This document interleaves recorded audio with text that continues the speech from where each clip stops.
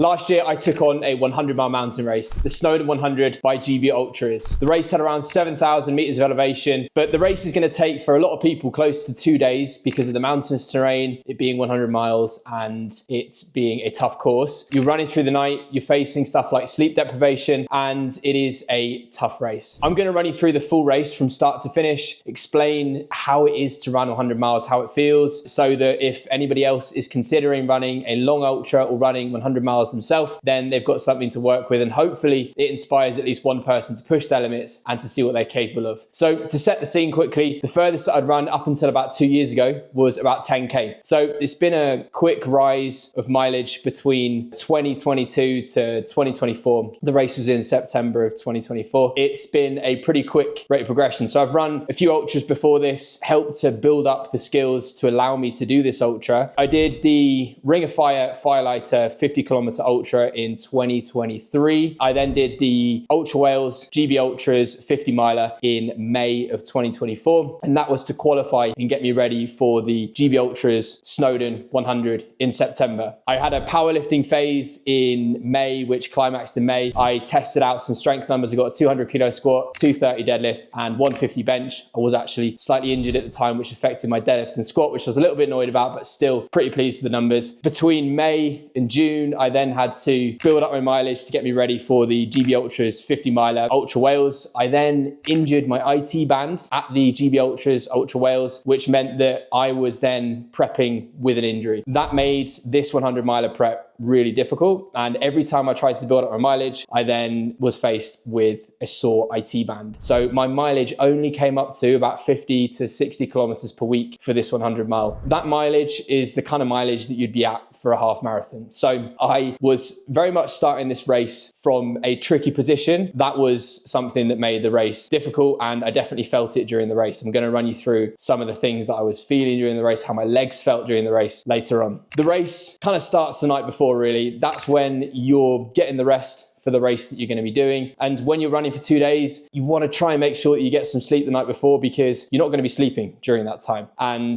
you're already going to be faced with sleep deprivation. So if you don't sleep the night before, then that's even more sleep deprivation that you're going to be suffering with. And unfortunately for me, it got to 4 a.m. in the morning. I was still wide-eyed, and I just accepted that I wasn't going to sleep. Had a coffee, had some breakfast. My support crew took me over to the start line, and the start line is an interesting place. There is a lot of people there. There is people there with a bit of apprehension. It's a long race. You don't know what you're going to be faced with over the course of 2 days of mountain running. Anything could happen, literally anything. There is some nervousness, there is some apprehension, but there is also a lot of excitement. There's a real buzz in the air. People have their head torches on. It's kind of a surreal experience. The race starts at about 6 a.m. Some people are shooting off on the start line. You've got the elite ultra runners that are running very fast for a lot of the race, and they shoot off. Then you've got some people that also try and keep up with them that run fast that actually end up burning out at some point. And then there is other people that are running a little bit more steady, and I was running steady at the start. I wanted to save energy for later in the race, and because I was starting from a position where my mileage really was not high, I wanted to make sure that come the second half of that race that I still had some energy. So the first part of the race, there was some wooded sections, there was some inclines, but there wasn't massive inclines in the first like 15k of the race. The sun starts to come up, starts to get a little bit windy, and you can kind of see that it's going to be not a great day from a weather perspective. There's lots of clouds. You can see at the top of the mountains that there is some rain coming down, and I was just thinking this could take a turn for the worse. And it definitely did. We get to Trifan, which is the first mountain of the day. That mountain is a tough climb. It's steep. There's around 950 meters of elevation. You're climbing over rocks. There's some bouldering in there. But when you get to the top, there is an incredible view. When you're running a mountain race like this, one of the best things about it is the views. And you know that when there's a tough climb with lots of elevation, that when you get to the top, you're going to get a great view. In the first part of the race, there were 3 decent sized mountains. We got to the top of Trifan. We then went down, and then we then headed on to Snowdon. That was the second mountain, and that is over 1,000 meters of elevation. And as we were climbing up Snowdon, the weather really took a turn for the worse. There was lots of wind, and the wind was so heavy on Snowdon that people were literally on the floor grabbing onto the rocks because they were scared that they were going to fall off. And I even did this. I was literally holding onto rocks so that the wind didn't blow me over. It was very heavy, and it was starting to rain as well. So I got my wet weather gear on and headed up towards the top of Snowdon. As I was climbing up, the wind was just getting worse and worse and worse. When we got to the top, so about 50 meters to the top of Snowdon. We got turned down because the weather was too bad at the top. We then started heading down Snowdon. Now, one thing that I was wary of coming into this race is the downhill sections, because that was what was inflaming my IT band. I was wary coming down Snowdon that, you know, this was a long descent. I want to just see how the IT band is after this. And if it's good after this, then that's going to be a really good sign for the rest of the race. We head down Snowdon. There are some tricky sections with climbing in there like Trifan, and there's a little bit of bouldering in there, and you're constantly watching your feet to try and avoid getting injured or falling. But the wind was really heavy and it actually blew me off balance. I went over on my good knee, and then I actually felt a strain in that knee. So my good knee then became my bad knee. It started to get sore on the way down from Snowdon. I was thinking at this point, we were only about 25 kilometers into the race. We had another 140, 150 kilometers to go. So I was thinking, with the weather, with my good knee now being my bad knee, this could be a really tough race. I realized at this point that I was going to be up against it, even more so than I was when I started the race. We head towards the third mountain of the day. This was the Glidders. The mountain itself is over 900 meters. We get to the top of the Glidders. Again, amazing views. And at the top of this mountain, I met two guys, Neil and Seal, who were going to be a big part of this race for me. And they were great guys. Ultras are great places to meet people and to have great chats. When you see people running 100 miles, you say hello and you catch up, see how they're getting on, because there aren't that many people running 100 miles. And you know that you might be running through the night with these people. You might be running into the second day with them. You do strike up a bit of a bond with them. And that's what I did with Neil and Seal. We started running together. We ran a good 30 miles together. These guys were legends. We had lots of good chats. We head down from the Glidders, and this section was one of the most technical sections of the race. So this is coming down Devil's Kitchen. Now, Devil's Kitchen, very technical. There's lots of rubble and rocks underfoot, which is a bit unstable, and a lot of it's falling away. So you need to be careful with where you put your feet. And there are a few times where I ended up falling on my ass, getting off balance, and it was a bit sketchy coming down Devil's Kitchen. I had my poles, which were helping, but even so, it was a bit tricky, and you really had to watch where you put your feet. But we head down this mountain, and then we get to the bottom of Devil's Kitchen. At this point, I was starting to think about the night. You know, who am I going to run with during the night? So I had Neil and Seal, and I was starting to think, yeah, I want to run with these guys so we can help support each other. I met my support crew. They gave me some strapping for my knee, which is really useful. I was reapplying the strapping to make sure that it was tight and it was giving my knee support, and it was really helping. Yeah, I met my support crew, who were a massive help during the day. It was so good having them there. And then we headed off towards the next section of the race. This section, there was some flatter running. We got the pace up a bit more. There was more runnable sections. And unfortunately, during this section, we took a wrong turn, and wrong turns can add time onto your race. So it was at least 20 minutes in one direction, then 20 minutes in the other direction when we took that wrong turn. That added some time on, but we kept going, and this section was some great flatter trail running, getting the pace up. Then it started to get dark. I was actually looking forward to the night shift. I had never done a full night section. I'd done a little bit of practice in the Peak District. So when it gets dark, you really feel like you're in the wilderness. You're out there fighting for survival. That's what it feels like. You're watching where you put your feet because it's harder to see. So you don't want to misplace your feet and then end up spraining your ankle or getting injured. And I was making sure that I was keeping my energy levels up, keeping hydrated, because something that can stop a lot of people is bonking or cramping and just energy plummeting. So I was making sure that I was constantly fueling and hydrating. We were going through some wooded sections at night, and this was tough from a navigation standpoint. You think the path's there, but it's actually slightly to the left, and then you end up taking another wrong direction. So we took another wrong turn. We ended up going up a hill through a foresty section. We realized we'd gone the wrong way, and we had to climb back over trees. You had to climb back over bushes. It was a bit sketchy. We then had to jump back onto the trail. So again, this was starting to add a little bit of time on. At this point, my knees and my legs, my shins, my ankles were starting to get more sore, and they were starting to get more fatigued. So my legs were getting heavier at this point, and it was getting harder. 60, 70 kilometers into the race, we were approaching the halfway point. You know, I realized we had a long night stint ahead of us, and we also had another day, a full day of running ahead of us, just thinking about the task ahead. But what I was doing was I was setting short-term goals. So if I was at 50K, could I get to 55K? If I was at the bottom of a hill, could I get to the top of the hill? And I was setting little goals for myself to hit, ticking those goals off, getting some positive momentum. I was kind of gamifying the race, and I was constantly visualizing how it would feel to cross the finish line and keeping that vision. So as we were running at night, unfortunately, Seal started to fall behind. He had a really tough few hours. His pole broke, and he was dealing with very sore legs. So he fell behind, so we had to move on, me and Neil. But we kept moving forward, then approached the halfway point. So between the halfway point and the next checkpoint, there was a really tough night section. You weren't going to see any checkpoints for hours. So this was going to be a long time without seeing people, and it was going to be a tough section. I made sure that I had lots of food on board. I made sure I went to the toilet at this section. So I actually had some solid food at this point. I had a pizza, and not a full pizza. I had a couple of slices, and I made sure I got some food on board so that I was going to be ready for this long stint without seeing a checkpoint. I was feeling a bit tired, but I was actually feeling good. I was feeling positive, and I was at this point still feeling like I could finish the race. Between the halfway point and the next checkpoint, there is around a marathon of trail running. You're obviously running through the night, and the weather was also not great at this point, particularly as you get up the inclines towards the mountain. And sleep deprivation was also kicking in. During the night, I was having some hallucinations. I thought that there was a wizard at the bottom of a tree, but it was just a plant.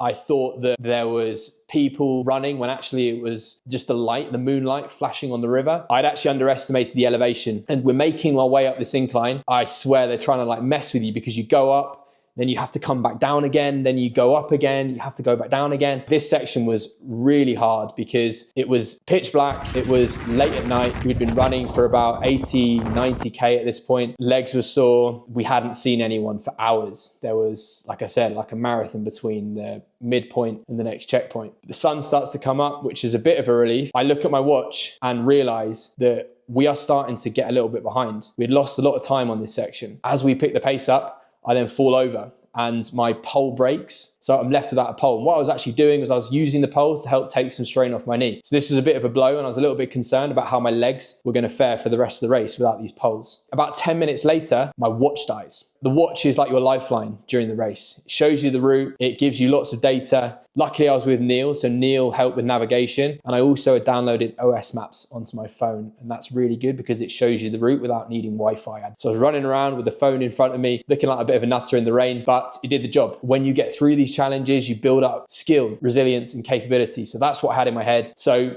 we get to the next checkpoint. We find out that we're only 40 minutes ahead of cutoffs. We'd lost time during the night section. We'd lost time with a few wrong turns. We realized that we needed to push on. We needed to pick up the pace. So this section of the race was the toughest section of the whole race and the point where it got the most difficult. This was checkpoints 7 to 8, the section between that. And there was a decent climb in here. There was a trail that goes up, I think it was a quarry or a mine or some kind of slate trail. The weather was really bad. There was heavy rain, heavy wind. There was streams forming on the paths. I was looking at what was in front of me. I could see another mountain. I could see at the top of the mountain that weather was just even worse. Clouds were at the top of the mountain. You couldn't see the mountain peak. It was like I was marching into hell. It looked very ominous. I started picking up the pace. I was running up a lot of the inclines. Fortunately, Neil, he ran really, really hard through the night. He had absolutely smashed it. I pushed on. I was concerned about the cutoffs, and it was sad to push on without Neil. And I get to the top of this mountain and it's just me up there. There is no one else, and I hadn't seen anyone else for a good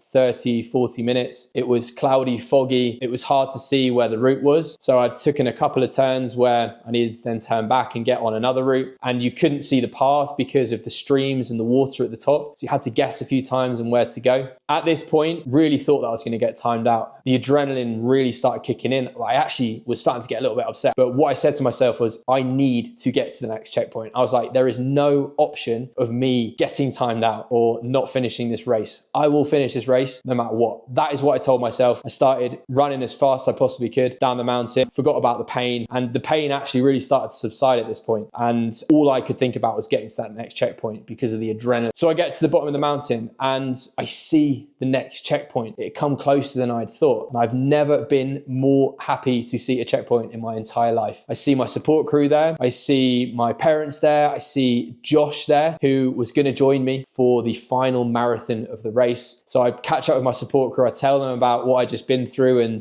Josh sees me and he said to me after the race that he's a little bit concerned about me because my face was turning blue and I looked really cold. I've come 120, 130K now. I've got through one night. I was like, really starting to believe that I could finish this race. We push on, then the rain starts to subside. It gets a little bit drier. We get some flatter sections, more runnable sections. So we were starting to pick the pace up more. It was a really strange experience. My brain, I felt like I was getting like brain zaps. I was tripping out. Like I was thinking about, I can't even remember what I was thinking about, but I just remember tripping and catching my brain wandering off and then trying to bring myself back into it. What I was doing and what I'd been doing through the night was having some caffeine, which I felt like it was waking me up a bit more. It was keeping more with it. But I felt like I was having brain zaps. My brain was kind of wandering off and then coming back. And Josh was trying to keep me with it as well. He could see that I was starting to get a little bit tired and my brain was starting to wander. So he was talking to me. I think there's a video of him speaking to me, which I'll try and get on the screen because it shows where I was at and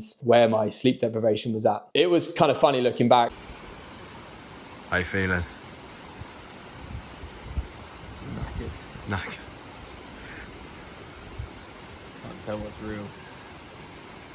I think it's like, I know you're obviously injured, but I think a lot of it is just the sleep, isn't it? Yeah. Yeah.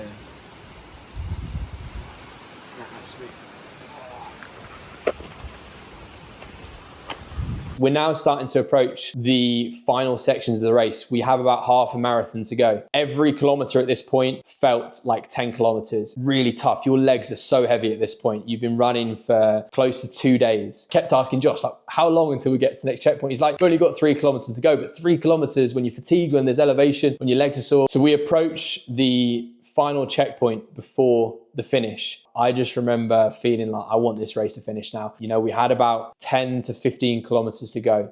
We were close to the finish. That was very motivating. Me and Josh head off from the final checkpoint before the end of the race. And, you know, we looked at each other and we were like, this is it. This is what I'd been training for months, years. And I was about to finish the Snowdon 100. The sun starts to come down. We then head into the second night. We were doing some incredible trail running, the silhouette of the mountains in the background. We were picking the pace up. We're actually running pretty fast at this point, considering how long that I'd been running for. The finish line was very much in sight. We get down to Betsy Coed. We see the finish and it was an amazing feeling seeing the finish. But I'm not gonna lie, I was just fully concentrate on making sure that I crossed that finish line, because every step, my shins were feeling really sore. And I genuinely thought that I could just take a step and my leg would just crack. So I wasn't really celebrating in that final 5K. Yes, it felt good to be close to the finish, but I was fixated on getting to that finish line. And get to the finish line and it is an amazing feeling. All that work in the lead up, all that time spent in the hills, in the Peak Districts, Lake Districts, Snowdonia, all the training, the gym sessions, ultras in the lead up,